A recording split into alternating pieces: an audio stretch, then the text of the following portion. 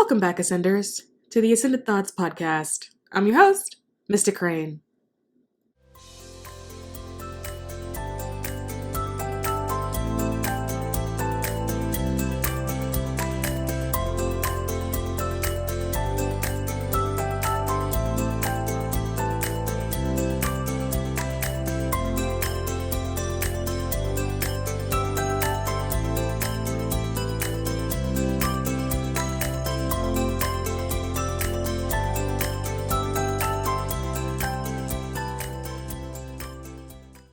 I figured today is going to be an open love letter to all of you souls out there that feel like you just don't know what you want to do with your life, and you are out there beating yourself up, feeling incredibly lost, not knowing which is your direction, if you should turn left, if you should turn right.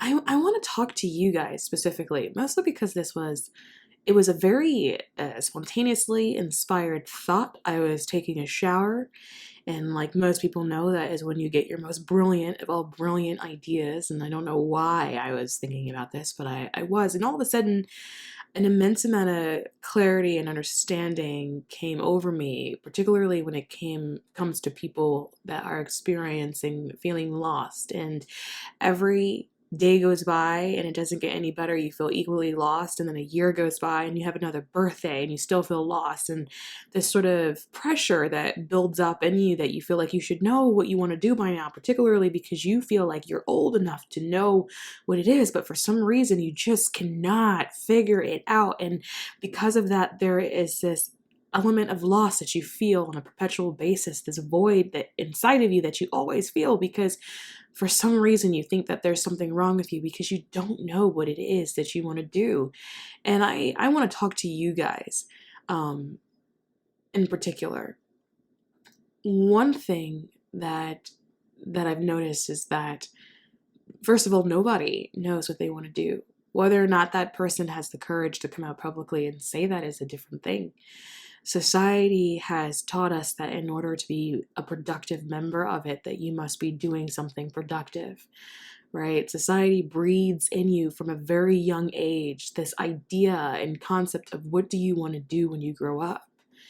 And they start asking you that when you're 4, when you're 5, when you could just start talking. What do you want to be when you grow up? Society starts indoctrinating and programming children at such a young age to expect themselves to work. Children are 5 years old going, I want to be a doctor. And even though being a doctor is a beautiful healing profession, why on earth do we think it's at all necessary to tell a 5-year-old that they need to go to work? And this is an element of society teaching you, programming you, the matrix teaching you, programming you that you must work.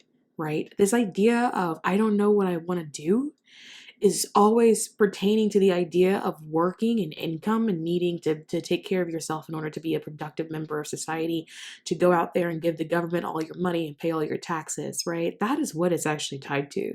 That is what it's linked to. But if you notice, the majority of people do not know what it is that they want to do. Even people that seemingly have it all together, that seemingly have a career that they like, still don't know what they want to do. And who said that they actually like the career?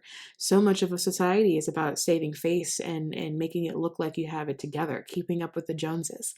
But if you ever go to meet the Joneses, you realize that they are just in a state of predicament that you are in, feeling like they don't know what it is that they wanted to do. And I started thinking in my shower, how has this affected me in my life? And I have noticed in the midst of my reflection that I have actually lost a lot of relationships in my life due to this as well. I have lost numerous friendships and also numerous romantic relationships, boyfriends, that due to this idea of having to know what it is that you want to do in life. And for me, it always manifests in a situation where I have people looking at me, assuming that I have it all figured out. And I don't have it all figured out. I'm just bumbling through life like the rest of everybody else. I think the difference between me and somebody else is the fact that I have a sense of humor about it. I always laugh at my screw ups. I'm always shrugging. I don't really care, right? And because to me, it's just part of the human experience. But people can feel so bad about themselves that the idea of being around someone that seemingly has it together, even though none of us do, is enough to trigger such deep insecurities within themselves to want to retreat or withdraw out of that relationship. And in my younger days, I used to be very upset about this because I used to feel like, why are people always judging me for looking like I have something a certain way, particularly when I feel like that's not always true or it's not always the case. I always felt like it wasn't fair. And so what I would end up doing, particularly when it came to my dating life, was trying to downplay what it was that I had going on in my life, as to not trigger the other person into feeling less significant, or as not to trigger the other person feeling like they still don't know what to do with themselves or do with their life. And this was always frustrating because I always felt like I didn't know this either. I'm the type of person that has many hobbies on account of the fact that I get bored very easily if my brain isn't occupied. And because of that, I pursue the hobbies because my brain needs to be occupied. But because I'm actively pursuing it, people interpret that as she has it all figured out because they're not pursuing anything of their own. But that's not the case at all. And when I started to sort of delve deeper into astrology and I started working with other people's astrological charts, I started to realize and understand, well, this is why everyone's wired differently. For example, if you were to look at my chart and you would see all my alignments, you would say to yourself, well, this is why she looks like she has it together. It's really just my placements, right? It's the energy that I was working with. It was the energy that I chose to incarnate with. And everybody else has different incarnation points. And what I've noticed is that more times than not, people that feel really lost, really just like they just don't know whether or not they're coming or going, I have noticed have these certain placements, these certain celestial placements in their charts that carry these energies. And when I realized that, I was like, well, that's what it is. You're just a wanderer, right? Like that's what you wanted to do. So for people that don't understand, where you're born is your incarnation point, right? So people go, oh, I was born in the United States. Oh, I was born in Italy. I was born in China. No, where you were born is your incarnation point. That is where you chose to come in because it had the energies that you wanted to use or work with in order to fulfill your soul's purpose and your soul's mission. And so you pick the date, you pick the time, and you pick the location in order to incarnate. And those energies, once you understand your energy, those energies, you work the best in. And a lot of people that feel lost usually have placements somewhere on their chart that carry these energies. And I'm just like, you're just a wanderer. That's just what your soul wanted to do. People think that their soul purpose is supposed to be this grand, big thing, maybe like curing cancer. And more often than not, for a lot of people, your soul's purpose is just to explore, right? We are infinite beings. This is an infinite existence. Your soul really just wants to learn. And that comes in the form of exploration. And so for the majority of you that feel like you're resonating with what I'm saying, most likely you're just a wanderer. That's all your soul wanted to do. It just wanted to wander around. It wanted to wander around Earth. It wanted to can you guys hear that? Is that a train? There's a train here. Is that a car? What is that? That is awfully rude. I mean, they can totally cut that out. Are they done? I'm not going to edit this because I don't. Oh no, what was I saying? Because I feel like I was really on one. Yes, your soul just wants to wander. We are infinite beings. This is an infinite existence. Your soul wanted to incarnate to Earth to just wander, to explore it, just to see it. This is probably why you don't have any hobbies that you are particularly passionate about, or particularly like jobs and careers that you particularly want to pursue. You have to also think about it from this perspective as well. We are not made to work, right? Working in the concept of work or career, this concept of a 9 to 5, 40-hour work week, if you're lucky, is very much a matter and an aspect of the program. It's 100% an aspect of the program. And you're not supposed to be working, right? We're supposed to live in community. to share resources. This planet has everything that we actually need to prosper. We don't actually have to go to work. It has everything that we need to eat, to sustain healthy lives, for shelter. We're not supposed to work. This is what society has convinced you should be doing. So it is not unreasonable for you to have not to be in a position where you feel like you cannot come up with an idea of what it is that you want to do, or something that you are incredibly passionate about pursuing, because it's not part of your nature. It's not part of anybody's nature. Even people who have climbed the rungs of their career ladder get to the top and are still incredibly unfulfilled and unhappy because it's not part of their nature. It's not normal. It's not a state of equilibrium or energetic balance for us to work our whole lives just to have 10 years off while we're old and brittle and whittling away. That's not normal. So for all of you guys that are out there just kind of feeling like you're just bumbling through life, this is my love letter to you, and to let you know that it's okay, and Spirit says it's okay, because we are all wanderers. And for some people, you may feel it more intensely, and others most likely because of your energetic placements, but also because of the fact that you are infinite beings with an infinite experience. You are spiritual beings. You're very expansive. You're very powerful. So of course, when you incarnate into this earthly realm, this 3D realm, this third dimension, right? This third dimension is lacking in so many things. There's some beauty there, but your soul knows that things can be so much more beautiful, so much more magnificent, so much more awe-striking than what it is here. So if you're not inspired by anything that you come across on this earthly world, in this matrix, do not beat yourself up over it, because this is so unbelievably insignificant when you compare it to how big you are, how wide you are, how breathtaking you are, how powerful you are. When you look at how expansive and beautiful your actual light is, of course you feel that all of this is just completely insignificant, and none of it is catching your eye whatsoever. This is not your fault. This does not mean that you're lost. This does not mean that you're never going to figure it out or get it together. The idea that you're supposed to figure out what you want to do in life in order to make money is very much a societal expectation that's put on you. It's a way to maintain control.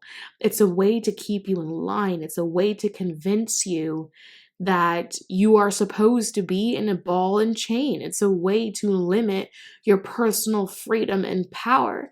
And when you feel that way, you are being subjected to the confines of this society and the societal expectations, but it is not you and it is not your fault. We are all wanderers. We are all here for a momentary visit. Some of us are just here on vacation. When we look at the fact that we are eternal beings, this lifetime isn't even a blip in space-time. Not even a blip, not even a dot. This lifetime is incredibly, I'm not going to say insignificant, and because when you're here, it feels very significant, right? When you're here, everything that happens feels so deeply, deeply personal. And it's supposed to, because part of this experience, us being spiritual beings here, is us being spiritual beings living and experiencing that human experience. So we are going to experience all aspects of that from every single angle, but we are infinite. We are infinite, and this existence is not even a blip in space-time. It's not even a blink of an eye, right? And so we really have to remind ourselves that we're just visiting. We're just checking it out. We're just scoping it out. And for all of you guys that have been beating yourself up over not knowing what to do with your life, remind yourself that you're here visiting. You're scoping it out. So approach it from a different perspective. Think of it as a vacation. Like, for example, I want to go to Bora Bora, right? Don't know when that's going to happen, considering the fact that, the state of the world and whatever. But if I were to go to Bora Bora, I would plan things that I would want to do, right? What do I want to see, right? I would make it fun. I wouldn't make it a work thing. Just what do I think is going to be really pretty that I want to lay my eyes on? Approach life as a vacation. What do you want to see? Right? And what you can want to see could be something so tiny. It could be like, oh, I heard about this thing called painting. I never took up painting before. I wonder what that's like. Maybe that's fun. Maybe it sucks. Maybe I hate it, but let's go check it out. Look at everything as an excursion, right? Or as a vacation destination. Not everything has to be so deeply personal, right? We're just here to observe. We're here to learn. We're here to gain more wisdom. So when it's time for us to graduate and return back to where we actually come from, which is of the stars, we can go and add that wisdom to the collective consciousness and share it because we are originally community based, right? It is not your fault that you don't know what it is that you want to do. No one knows what it is that they want to do, right? People live full lives, become elders, their hair turns gray, and they're on their deathbed upset because they never figured out what it was that they were supposed to do. The reason why you can't figure out what it is that you're supposed to do is simply because there's nothing to figure out, right? You're just here to experience it, no matter what it is. There's a real truth to the idea of taking things one step at a time or one day at a time, right? Or one bite at a time. That type of wisdom exists across all cultures and every language. There is some sort of translation for it. It's ancient wisdom. Just take it one day at a time. You're not supposed to have the answer. And because society starts asking you at 5 years old, what do you want to be when you grow up? You have turned into adults being mistaken, thinking that you should have an answer to this question when none of us have an answer to this question. And none of us are supposed to have an answer to this question. It's too definitive. It's too linear, right? So much of us, because we're infinite, we're not linear. We're not on one straight line. We're not a ruler. We are infinite beings. One thing about this society is that it works really hard to create order out of things it doesn't know. And when you start to lay your eyes on a bunch of people that are talented in other areas and whimsical, and you can see the power that they hold, you would want nothing more than to figure out a way to dim their light and make them feel like they don't actually have this power. And it starts in grade school. You're very little, and then all of a sudden people start telling you that you must be a productive member of society, that you must work until you die, and they start this narrative at a very young age. And then when you get to the end of high school, for example, right, then they say, well, what college do you want to go to? What do you want to study? And then you get to college, well, what job do you want to get, right? And then they expect you to get a job and want to climb the ranks of that. And goodness gracious me, if you realize you hate it and you want to quit. And has anybody noticed that even now, with younger generations, particularly millennials, but I've noticed that this happens with all of the younger generations. It happened with Gen X. It's happening with millennials. It's going to happen when Gen Z, when they get older. You're going to see all this news about all of a sudden this particular generation is killing various industries and that they don't want to work because they no longer want to be subjected to the matrix. And you're going to start seeing more of this specifically now that we are transitioning into the age of Aquarius, right? Which is the age of information, but also the age of innovation. So you're going to have news stories being thrown at you all the time, saying things like this, but you're also going to be seeing it heightened because people are going to be more innovative in their personal lives, and they're going to be finding ways to create their own businesses or create income flows that work best for them that maybe traditional society says you shouldn't actually be doing. And so we're going to start seeing a lot more of this, but I want you guys to know that there's nothing abnormal about what it is that you're experiencing. This is very much an experience that everybody has, and it's very normal. It's part of the human experience. If you came here and you had the answers to all the questions, then there would be no need for you to have a human experience. What is it for? At that point, right? You would just be wasting everybody's time. Why would you need to incarnate if you have the answer to that question? It's not fun. If you have the answer to the question of what I'm supposed to be doing, it's not fun, right? We're not supposed to be doing anything but experiencing the joys and the pleasures of human existence. But society has taught you otherwise. And so part of going into the new age of Aquarius, you will be realizing that you will be deprogramming yourself.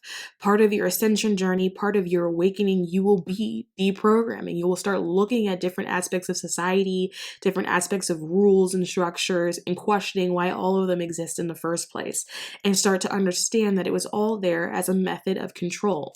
Nothing more, nothing less. It was simply there to keep you in line. You think that if everybody was running around knowing their truth and what it was that they wanted to do, you understand how dangerous that could appear to the powers that be? That's not what they want you to do. They don't want you to experience your own personal freedom. And your own personal freedom can literally just be the fact that you want to be free, right? That could be what you want to do. I just want to be free. I just want to sleep a lot, right? I like naps. I want to eat for days. And you know what? This isn't something that would be weird for a soul's experience, right? Anybody have a pet at home, a cat, a dog? What do they do all day? They sleep, and then they wake up, and then they eat, and then they go back to sleep. And it's the most peaceful and calm existence. This is normal. For those that feel like you just don't want to do anything at all, and maybe you feel bad about that, like, why don't I want to do something? Maybe that's just it. Maybe you don't want to do anything. Maybe part of your joy for your soul is just experiencing things as they come, because that is the human existence, is just experiencing humanity as humanity is, right? It's not necessarily meant to be so productive in such a way that society has convinced us it's supposed to be.